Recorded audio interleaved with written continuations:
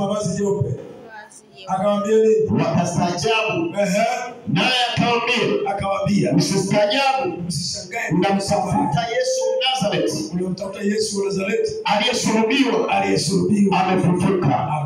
Hayupo hapa. Patazameni mahali walipo. Kama saka bora. Yani ni saa ya watu kutoka, lazima utoke rafiki yangu.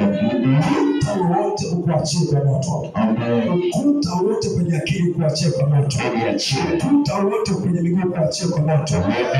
Ukuta wa mateso ukuachie kwa haraka.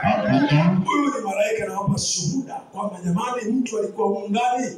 Huyo Yesu naye msema anamwamini wewe, alishatoka kaburini, sio maiti. Yes. Msikilize watumishi wa Mungu, kama kuna kaburi ni kikwazo cha maisha yako, ilo kaburi linaenda kuteketea. Amen. Kama kuna mlima umesimama ni kikwazo, unakwenda kuteketea. Amen. Ndio maana Yoshua akasema, na Mungu akamwambia Yoshua, inuka na watu wote, kateke mateka, karudishe vya kwako, kaite vya kwako, kaviambie vya kwako. Kama kuna ufalme, kamata, chinja, ng'oa, bomoa, halafu teka mali, hifadhi kwa sababu ya uchumi wa miezi 5 ijayo.